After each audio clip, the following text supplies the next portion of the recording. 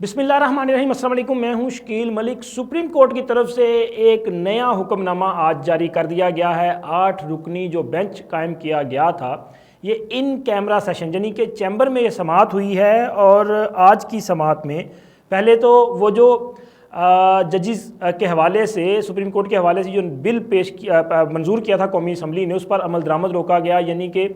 उसको जो है वो कलअदम करार दे दिया गया था, उस पर अमल दरामद रोक दिया गया था सुप्रीम कोर्ट की तरफ से। अब ये भी कहा जा रहा है कि सुप्रीम कोर्ट ने अपना जो दायरा इख्तियार है उसको फलांगा, यानी कि उससे बाहर गए हैं, अपने इख्तियार से तजावज़ किया है। लेकिन आज जो ऑर्डर जारी किया है उसने तो जनाब तोते ही उड़ा दिए हैं। अब हैरत है कि क्या सुप्रीम कोर्ट के पास एग्जेक्टिव इख्तियारात भी आ चुके हैं, चूँकि ये जो इलेक्शन का मामला है ना, इस इलेक्शन के मामले से शुरू होने वाली ये जो सर्द जंग थी, ये जो तू मैं और तकरार के साथ जो तसादुम और तनाव शुरू हुआ था, ये बाकायदा जो है वो एक बड़ी जंग में, बल्कि अब तो ये भी हुआ है कि शायद इसी वजह से कोई हाथापाई तक भी नौबत पहुंच चुकी है। और बहुत अहम ओहदेदार जो हैं, आइनी ओहदेदार, उनमें तनाव और तसादुम और लड़ाई झगड़े की ख़बरें जो हैं वो भी अब मंजर आम पर आ रही हैं। लेकिन आज सुप्रीम कोर्ट ने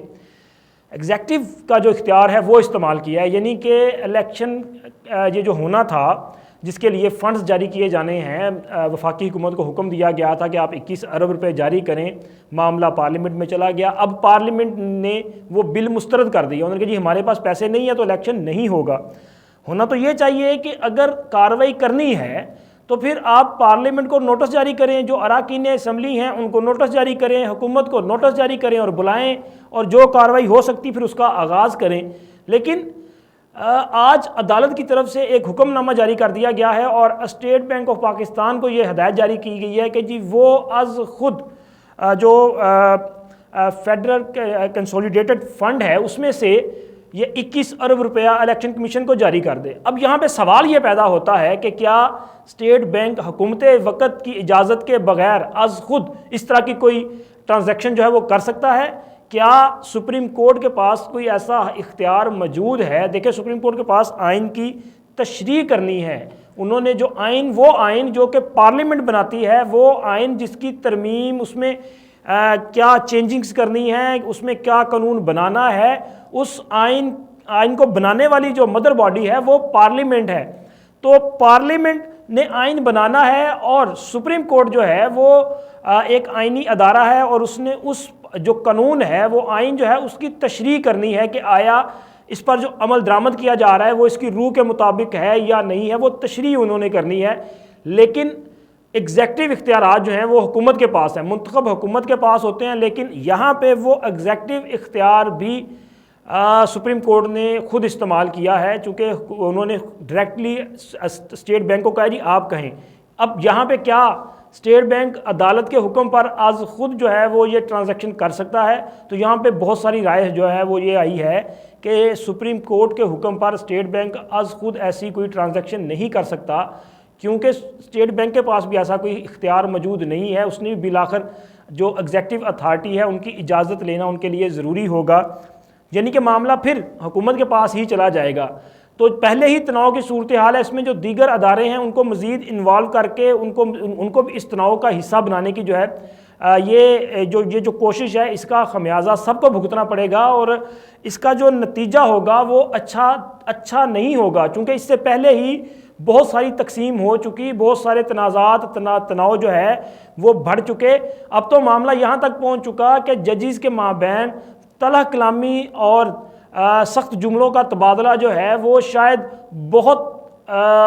वो कहते हैं ना सख्त किस्म के अल्फाज के तबादले, और अल्फाज के तबादले नहीं बल्कि शायद इससे आगे तक मामला जो है वो बढ़ चुका है। अभी एक दिन कबल जो जुडिशल कमीशन का इजलास हुआ, उसकी खबरें जो सामने आई हैं वो बहुत सारी चीज़ें जो है वाज़े कर रही हैं कि जजिस में ना सिर्फ पॉइंट ऑफ व्यू का जो है वो डिफरेंस है, बल्कि शायद बहुत किस्म के मामला जो हैं वो गंभीर हो चुके हैं और मामला जो हैं वो काफ़ी ज़्यादा पेचीदा और लड़ाई झगड़े की तरफ पहुंच चुके हैं। अब जो नया ऑर्डर जारी किया है उसको भी हुकूमत जो है वो मानने के लिए तैयार नहीं होगी, क्योंकि पार्लियामेंट में जो मामला चला गया है अब तो पार्लियामान फैसला करेगी। हुकूमत ने बिल कौमी असम्बली में पेश कर दिया, قومی اسمبلی کا وہ بل قائمہ کمیٹی کے پاس چلا گیا. قائمہ کمیٹی جو ہے وہ پارلیمنٹ سے جنم لیتی ہے اور پارلیمان کو رپورٹ کرتی ہے. اس قائمہ کمیٹی نے تمام جو ہمارا جو اکاؤنٹ ہے اس کا انہوں نے جائزہ لیا, جو دستاویزات ہیں ان کا جائزہ لینے کے بعد انہوں نے فیصلہ کیا جی ہمارے پاس پیسہ نہیں ہے, اور چونکہ اس وقت IMF کا پروگرام بھی آخری مراحل میں ہے, ان سے سٹاف لیول کا معاہدہ جو ہے وہ شاید ہونے جا رہا ہے, اسی طرح دوست ممالک کے ساتھ نیگوسیشن چل رہی ہے, تو اس وقت ابھی موجودہ صورتحال میں یہ پیسہ جو ہے وہ نہیں دیا جا سکتا. اب قائمہ کمیٹی نے فیصلہ کر دیا, اور یعنی کہ پارلیمان نے فیصلہ کر دیا, اور پارلیمان اب باضابطہ طور پہ اس بل کو مسترد سمجھے کہ کر دیا گیا ہے. تو اب معاملہ تو یہ ہونا چاہیے کہ سپریم کورٹ جو ہے وہ یا تو پارلیمان جو ہے وہ اس کے سامنے اس کی بات کو تسلیم کر لیا جائے, چونکہ پارلیمان کی جو پروسیڈنگ ہے اس کو شاید سپریم کورٹ اس طرح سے جائزہ نہیں اس کا لے سکتی جس طرح باقی معاملات کا لیتی ہے. تو اس لیے سپریم کورٹ نے اب یہ کیا کہ اسٹیٹ بینک کو از خود کہہ دیا, تو یہاں پہ کیا اسٹیٹ بینک جاری کر سکے گا, تو اس کی جیسے میں پہلے آپ کو بتایا کہ یہ کافی مشکل لگ رہا ہے کہ اسٹیٹ بینک جو ہے وہ یہ پیسہ جاری کرے. اور دوسرا اب جو ایک تاثر پھیلتا جا رہا ہے کہ عمران خان صاحب جو ہیں وہ آج بھی جو جنرل فیض حمید کی باقیات ہیں ان کے رحم و کرم پر لاڈلے بنے ہوئے ہیں, اور جیسے جیسے ان کے کیسز عدالتوں میں جا رہے ہیں اور ان کو ریلیف پہ ریلیف مل رہا ہے, تو پھر یہ تاثر جو ہے وہ مزید مضبوط ہوتا جا رہا ہے. آج بھی عمران خان صاحب کو لاہور ہائی کورٹ کی طرف سے چند سیکنڈ میں ریلیف دیا گیا, یعنی کہ اس سے پہلے بھی ان کو ہر موقع پہ عدالت نے جو ہے وہ ریلیف دیا ہے. حالانکہ ہم نے دیکھا ہے ماضی میں کہ جب عمران خان وزیر اعظم تھے تو ان کی اپوزیشن جو تھی ان کے خلاف جو کیسز تھے اس میں اس طرح ان کو ریلیف نہیں ملتا تھا. اگر ایک بار ان کو ریلیف مل بھی جاتا تھا تو پھر جناب ایک دو پیشیوں کے بعد وہ ریلیف جو ہے وہ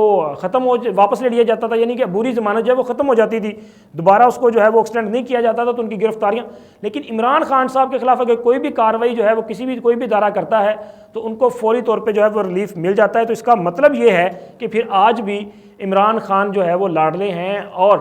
جنرل فیض حمید کی باقیات جو ہیں وہ ان کو مکمل طور پہ پروٹیکٹ کر رہی ہیں, اور موجودہ سسٹم کو ڈی ریل کرنے کی کوشش کی جا رہی ہے. یہ پورا جو پروسیس چل رہا ہے اس میں نقصان جو ہے وہ حکومت کا شاید اتنا نقصان نہیں ہوگا, کیونکہ سیاستدان ہیں, انہوں نے بالآخر الیکشن میں جانا ہی جانا ہے, الیکشن میں جائیں گے. اگر کوئی ہار بھی جائے گا تو وہ پھر بھی سیاستدان تو رہے گا نا, وہ اسمبلی کا حصہ اپوزیشن میں رہ کر بھی رہے گا, کوئی حکومت میں بیٹھ کر جو ہے وہ اقتدار کو انجوائے کرے گا, لیکن جو خمیازہ بھگتے گی اس پورے یہ جو جنگ و جدل ہے اس کا جو خمیازہ ہے وہ عوام کو بھگتنا پڑے گا, جو کہ آج بھی بھگت رہے ہیں. پچھلے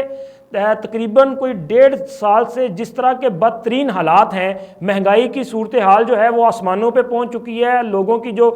قوت خرید ہے وہ ختم ہو چکی ہے, بے روزگاری میں بہت حد تک جو ہے اضافہ ہو چکا ہے. لیکن یہ جو سیاستدانوں کے باہمی اختلافات ہیں, یہ جو لڑائی جھگڑے اصل میں کرسی کی جنگ ہے, تو یہ جو کرسی کی جنگ ہے, یہ جو کرسی کی جنگ اور خمیازہ بھگت رہی ہے عوام, یعنی کہ جنگ کی خاطر یہ لوگ جو ہیں وہ آپس میں لڑ رہے ہیں, لیکن اصل خون جو بہایا جا رہا ہے, جو اصل ظلم کیا جا رہا ہے وہ عوام پر کیا جا رہا ہے, اور عوام ہی اس کے جو ہے وہ بڑے سٹیک ہولڈر جو ہیں, لیکن ان سے کسی قسم کی کوئی رائے نہیں لی جا رہی. آج بھی جو تنازع کھڑا ہوا ہے اور آنے والے وقت میں اس کی کوئی اچھی نوید جو ہے وہ دکھائی نہیں دے رہی. میں نے پہلے بھی اپنے بہت سارے ویلوگز میں کہا تھا کہ اس صورتحال کو جو ہے وہ افہام و تفہیم کے ساتھ, مدبر کے ساتھ جو ہے بڑے سلجھے ہوئے انداز میں حل کیا جانا چاہیے, اور یہی حالات کا تقاضا ہے. اگر اسی طرح تقسیم اختلاف بڑھتے رہے تو پھر اس کا خمیازہ جو ہے وہ سب کو بھگتنا پڑے گا. اور یہ میں پہلے بھی کہہ چکا ہوں کہ ہمیشہ جو جمہوری ادارے اور آئینی اداروں کا تناؤ اور لڑائی ہوتی ہے نا, اس میں فائدہ تیسری قوت اٹھاتی ہے, اور اس وقت سے بچنا چاہیے کہ جب تیسری قوت آئے. تو لہٰذا بہتر یہی ہے کہ اس معاملے کو افہام و تفہیم سے حل کر لیا جائے. اللہ حافظ.